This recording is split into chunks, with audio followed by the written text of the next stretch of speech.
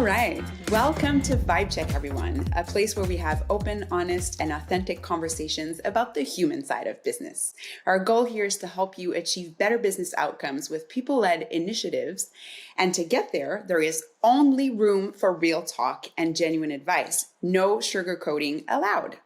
So what's a vibe check? Well, put simply, it's a phrase for asking, how are you doing, really? It opens the door to meaningful conversations between colleagues, professionals, but most importantly, human beings. My name is Julie Janot, or JJ for short, and I am your host for this series. My mission in life is to help organizations understand the value of placing their people at the heart of their strategy and their business. And that's exactly what you can expect from our Vibe Check conversations. So let's get right into it. I'm super excited today. Our guest is Michele Bailey. Michele, welcome to Vibe Check.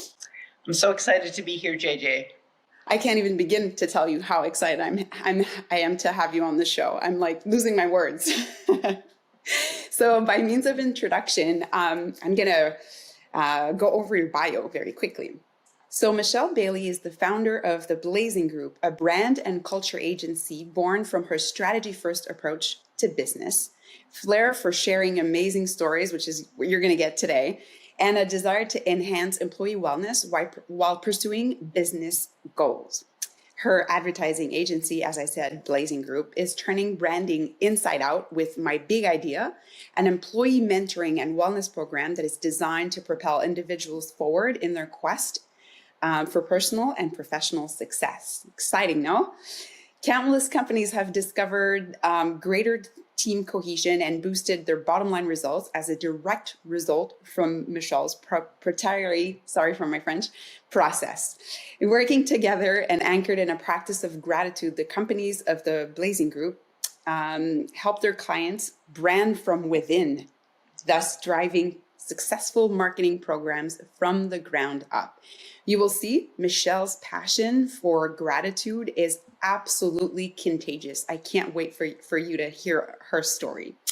And her book called The Currency of Gratitude, which was published in 2021 by ForbesBooks, offers a moving and straightforward guide to enabling business growth using gratitude as your currency. Now, if you're like me, you're like antsy on your chair, wanting to listen to her story. So again, I'm amazed. I feel so privileged to have you on the show, Michele.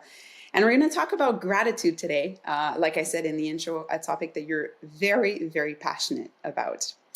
I had the pleasure of hearing you speak at the HRPA conference last May in Toronto, Ontario, Canada.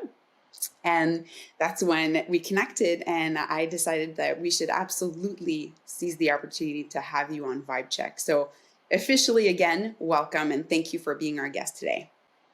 Again, excited to be here because you're all about the human element in HR, and that is passion to me. That's my passion, people.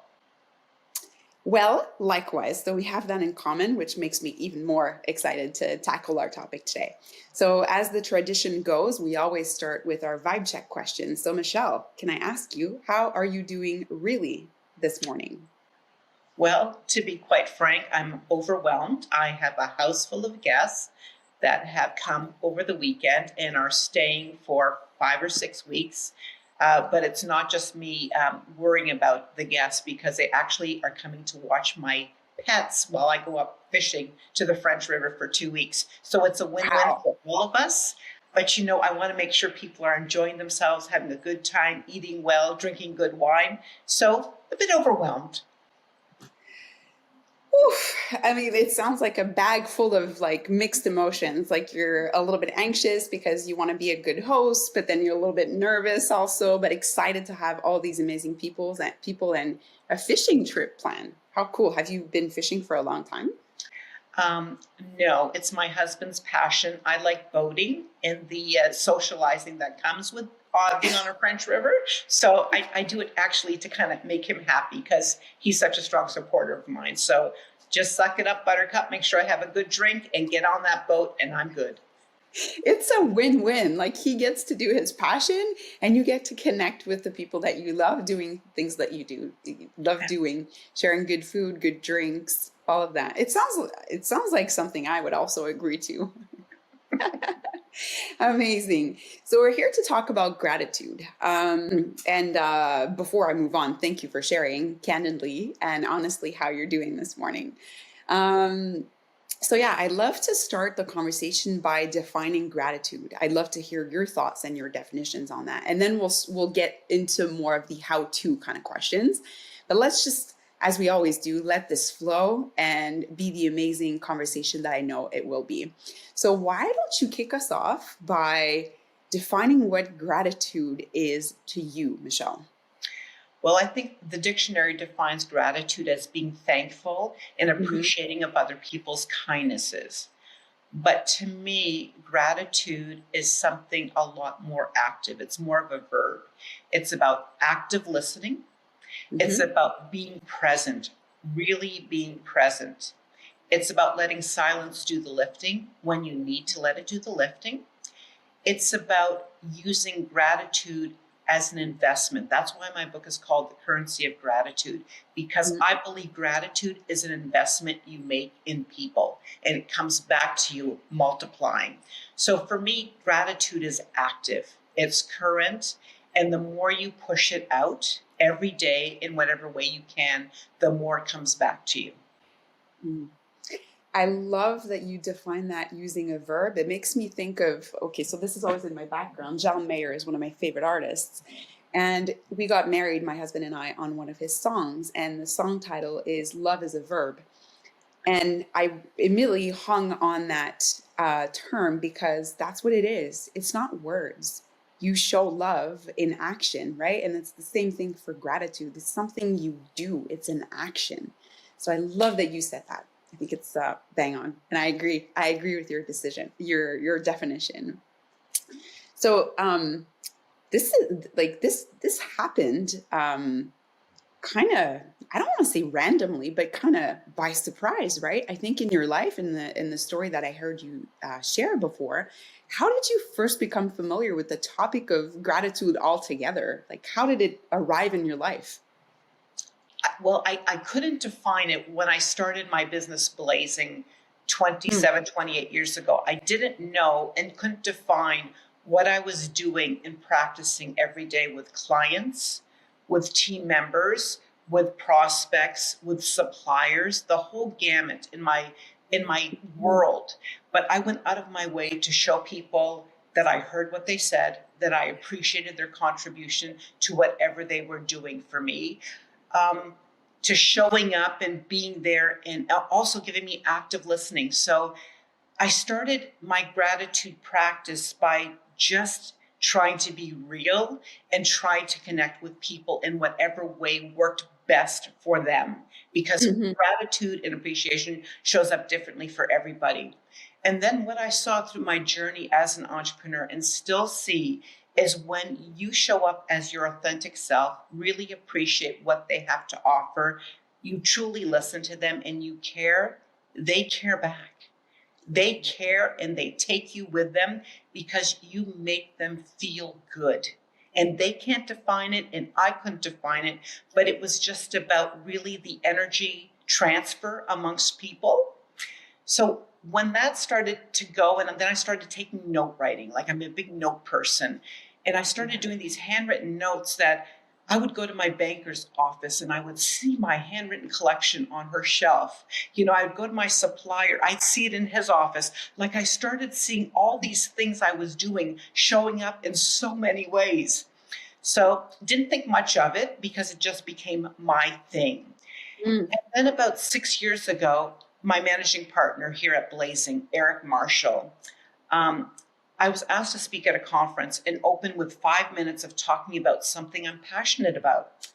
So he said to me, "So what is it you're going to talk about for 5 minutes?" I said, "Oh, personal and professional well-being for employees." He yeah. said, "No. So that's your passion that you're going to talk about for 5 minutes?" I said, "Absolutely." He said, "Oh." I said, "Why?" He said, "Michelle, your passion, well-being is important to you, but it's not your passion. Your passion is gratitude." And he walked right out of the room. And I remember looking at him thinking, who's he to tell me what my passion is? He can't define me. And then when I took a few moments to think about it and really ingest what he said, he was right. A man was right. He told me my passion was gratitude. And once he taught and showed me that this is my passion, I decided to embrace it and try to teach other people that if you embrace a practice of gratitude, it comes back to you threefold. And as you know, JJ, because you've heard a few stories, it has saved me personally and professionally during the darkest hours of my entrepreneurial journey. I love how this was always a part of who you were. And this magical aha moment with Eric, right? Eric, you said his name? With Eric just saying, Michelle, no, like this is not your passion. I see you and I know. And you being like, you're right, and owning up to it, but not just owning up to it, also embracing this passion and the journey to share it with others, I think is a beautiful gift to people, to humanity, to society. I think, basically, thank you. Thank you for doing that for everyone around you who is willing to listen and accept the gift that you're willing to give them, because this has so many positive benefits for us as people, but also for organizations, for societies, for schools, for the applications of this are universal, I find. So thank you. It's inspired me personally and professionally, I can confirm. Well, JJ, you get it. And what I tell people is they go like, is your gratitude practice about being grateful for the three things that you're grateful for every day, or your gratitude journal? Right. I said, I'm not discounting that. And that is important. And I do write down things every week. But for me, if you push gratitude outside of yourself, that is the biggest benefit, not only for you, but for the people you choose to push it out to. So when I started teaching people how to be grateful and show appreciation to other people, what I didn't realize, it came back to me threefold. Yeah. The more I taught, the more it came back to me and showed up in so many ways and continues to show up in different ways, because there's such a lack of true appreciation and gratitude out there. And we are all craving, we are human beings first, and we are craving acknowledgement from others to show that we matter and somebody cares. And gratitude does that. Absolutely. It's a universal human need, right?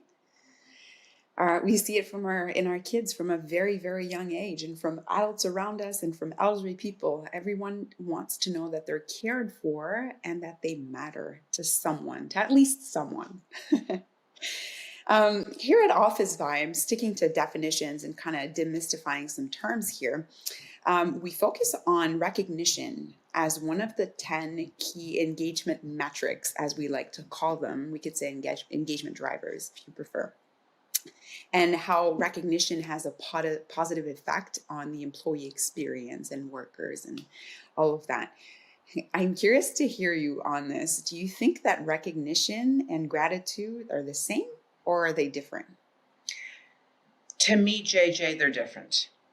To me, recognition is like a public acknowledgement or a private acknowledgement for something that has been well done, or an achievement that's been I've been with the company 5 years, 10 years, this project was done on time and on budget. That to me is recognition. And I think that's really, really important.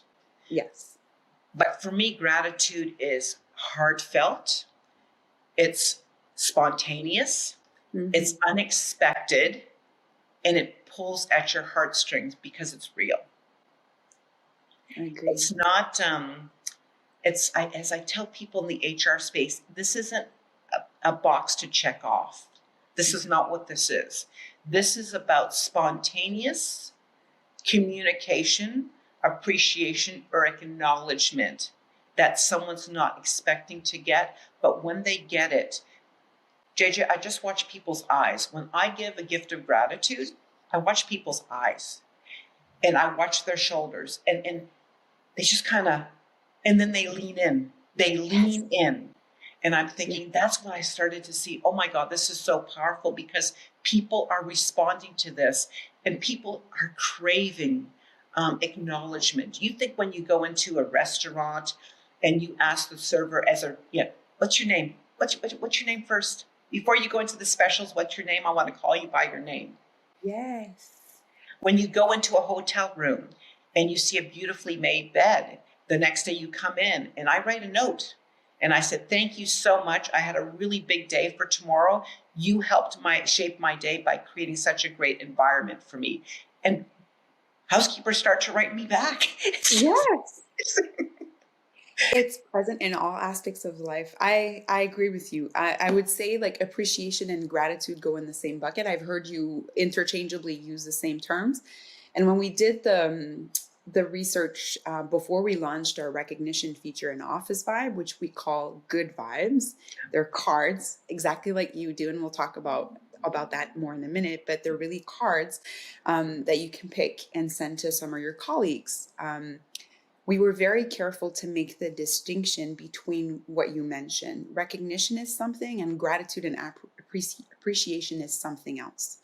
And so in our collection of cards that we offer our users, we're really focused on providing that balance so we can have a little bit of both, and they can switch through the different cards until they see one, whether it's to recognize an accomplishment or achieving a goal, which is, as you said, very important, or it's just saying like, hey, Michele, working with you and completing projects is just like a piece of cake.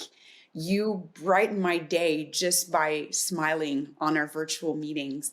This is appreciation for who you are as a person.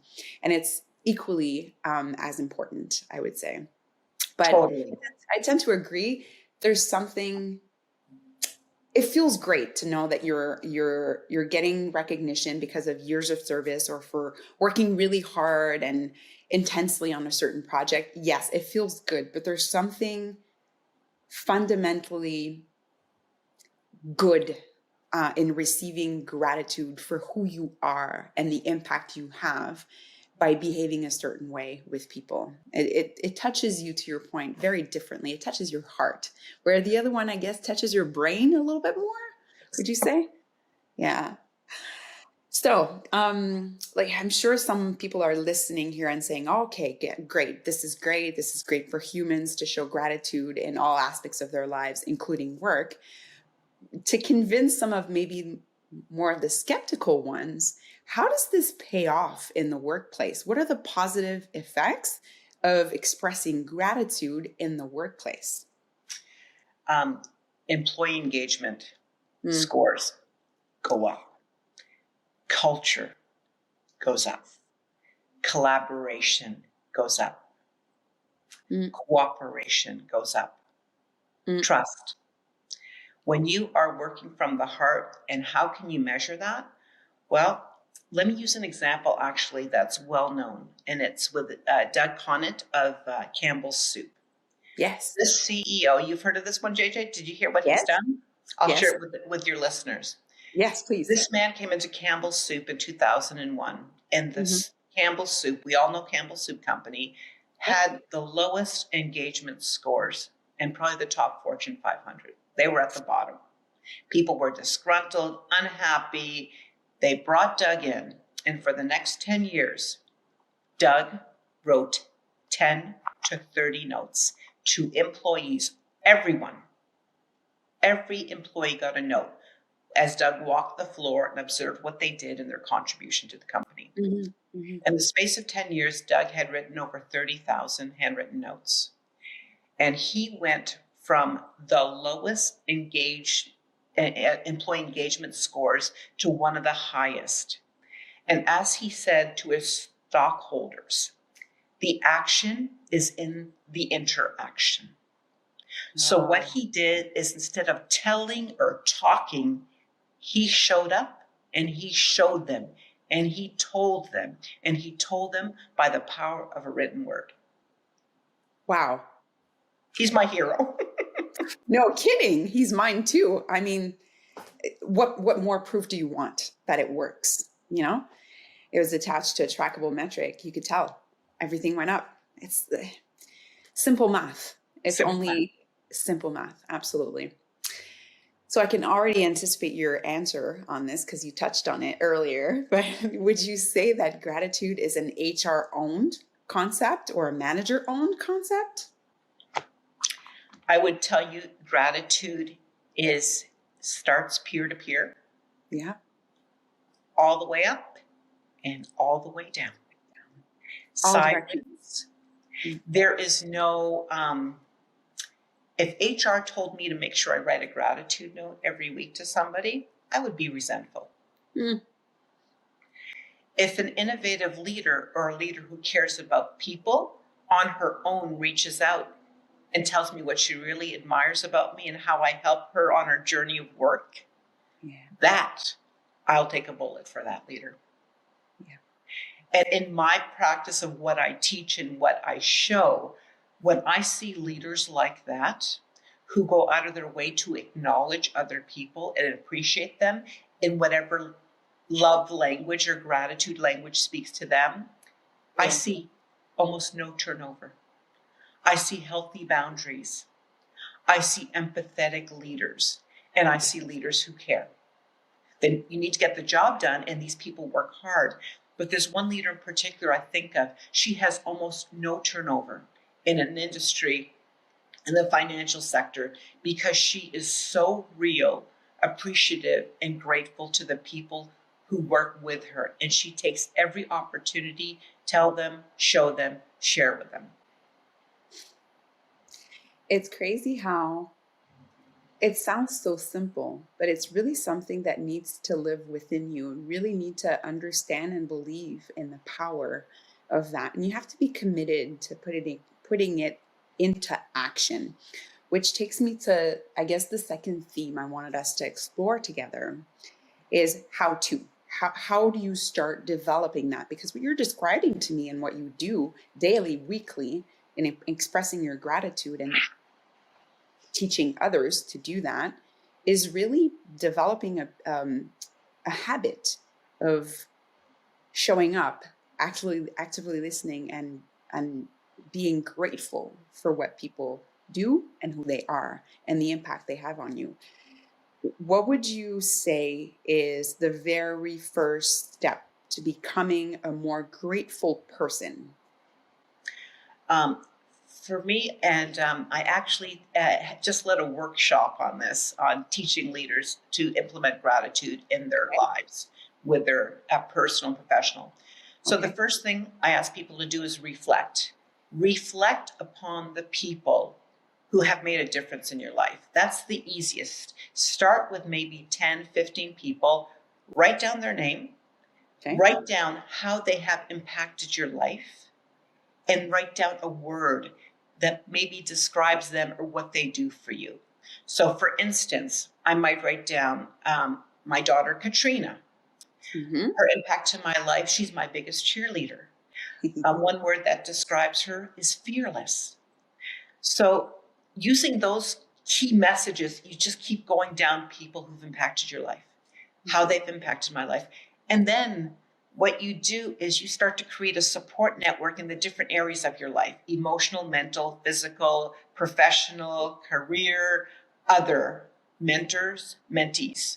And you start writing their names down. So you're getting, again, I'm asking you to start simple and then start to go out and look at your support network.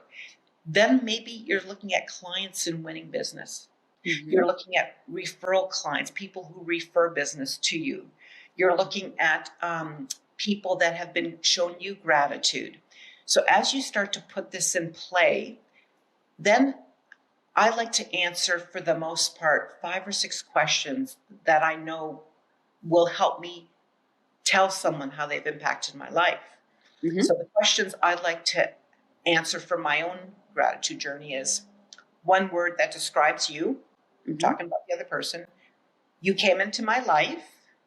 You bring me joy by. You inspire me because. I hope to add to our journey together by. And I want to thank you for.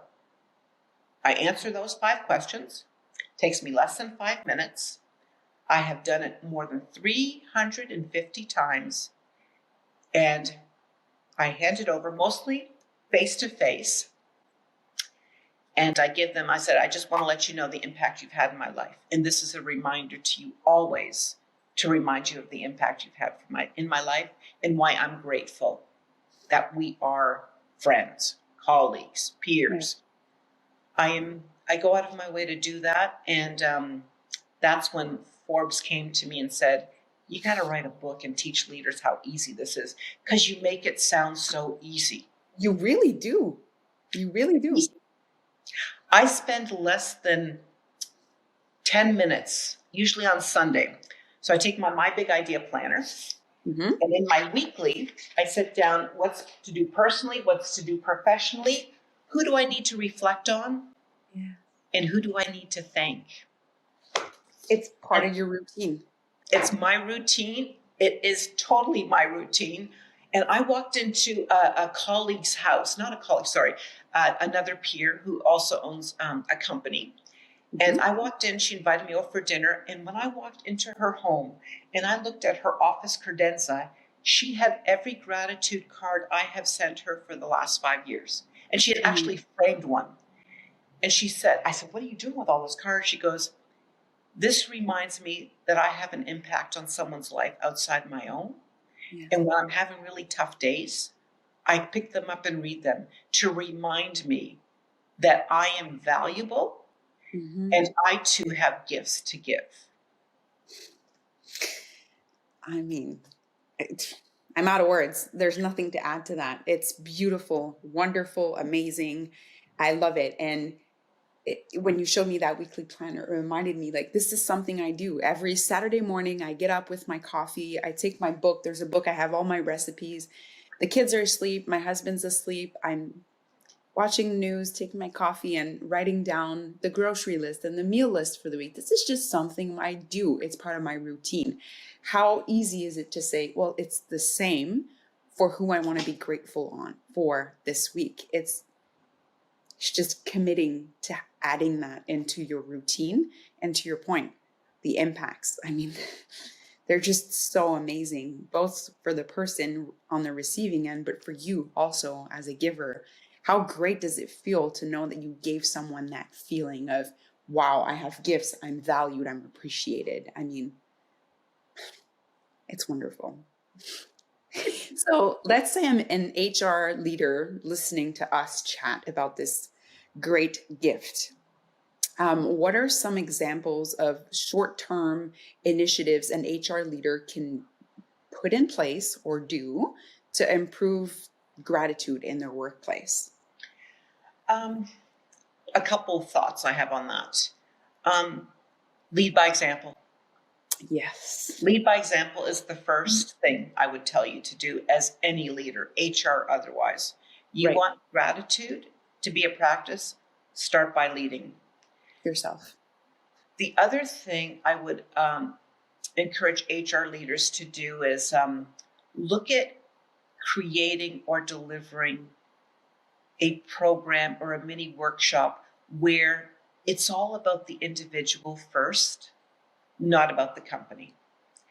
And I don't want to do a sales pitch because that's kind of not who I am. Yep. But with the My Big Idea workshop, this is all companies that hire me to do this, hire me because they care and their employees matter. So when I'm hired to do that workshop, I start by telling them, this is all about you. It's not about the company. It's about you. And I'm here because people really care. It's usually an innovative leader that hires me, a brand and culture leader. HR leaders are starting. But when I start that workshop, and can be as tight as 90 minutes, we start with reflection. We talked about that earlier. But the questions have to do all about you. Like, what values do you have? Who showed up for you when you needed it the most? Who didn't show up that you expected to be there? So I start with reflection because I want to put people in a mindset of think about what's happened in the past year because we're moving forward. And then we talk about personal goals and professional goals and health and wellness goals. And I ask the tough questions in the workshop, like, are you at your best emotionally and mentally? If not, are you prepared to do something about it? And what does optimal mental health look like to you? Mm-hmm. Then we have a section with finance and wealth. Then we have a section about refueling. What do you need to do to be the best version of yourself? Forget about being a mom, a wife, like a partner. What do you need to do for you so that you have lots of gas in your engine? Then I also have people build out relationship goals. And under relationship goals, I have people build out a support network. And in that support network, there are areas where you need to put boundaries so that you have the energy you need to show up in the world as the best you. Yeah. And then I end with gratitude goals. Let's start small. Let's start with one note a week, maybe one note a month, whatever works for you, and start to answer the questions that I told you about earlier. And once you start to do that and you see what happens, it's like it just fuels you to keep going. Absolutely. And people say to me, "Oh, I don't have to tell my husband how I feel. He knows. I don't need to tell my No, children you how I do. feel." Yes, you do. Yes, you do. Because we get caught up on life, and sometimes we're angry, tired, frustrated. But when you have set an intention and show them how they show up in your life and what you value most about them, it just a lot of real, transparent, and vulnerable conversations continue to happen. Yeah, it really does. I agree. It's an enabler of so many other great things that will follow. Yeah. But to your point, it starts with you, and it starts small with a commitment and intention to deliver on that. Absolutely. And I love the idea on how you're attaching that to a process where you're setting all these goals for yourself. I feel it enables people to be their whole selves in all aspects of their lives, including work. Would you agree? Yeah, totally, including work. But you asked about what would I tell HR leaders? Care about the individual first, and everything else falls into place. Like I have employees here at Blazing who have been here 25 years, 23, 17, 19, 11. And what I tell people is when you know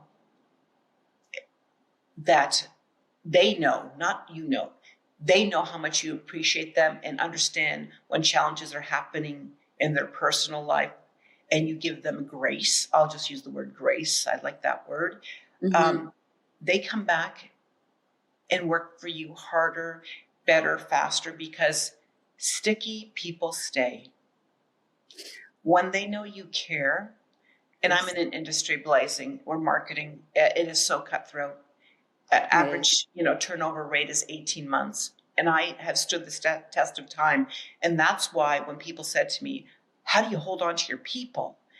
And that's why I created my big idea to show people, this is how I hang on to my people. I put them first. And then out of that, Forbes came to me and says, gratitude. You got a different take on gratitude. Teach us, show us.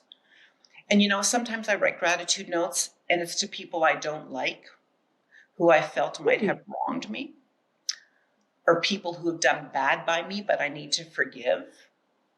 And I write those notes. Sometimes I don't send them out, to be perfectly honest. Okay. But I write that note for me so I can move on from how I felt wronged.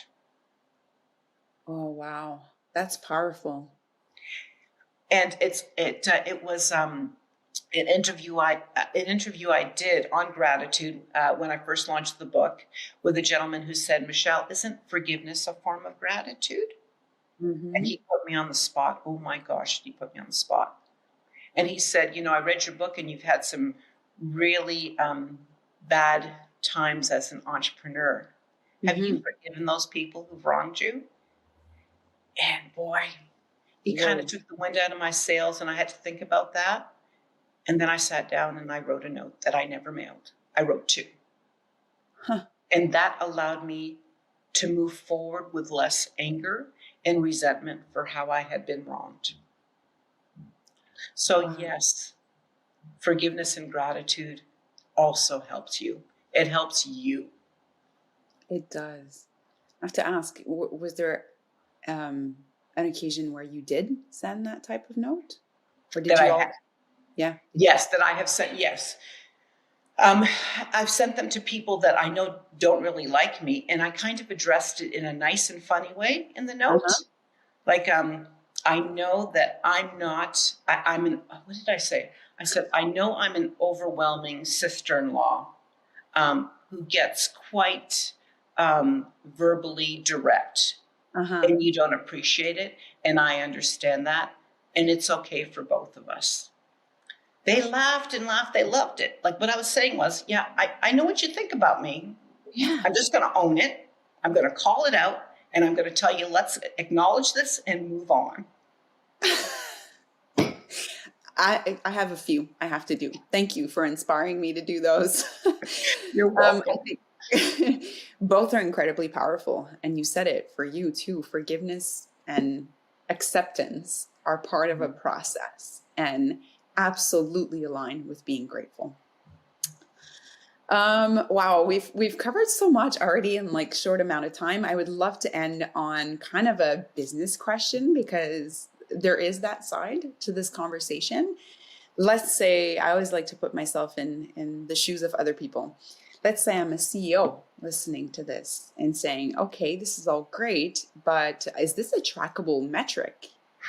How do you track the impact of being grateful? Okay, so I'm going to actually give some stats on, let's put grateful equates to well-being.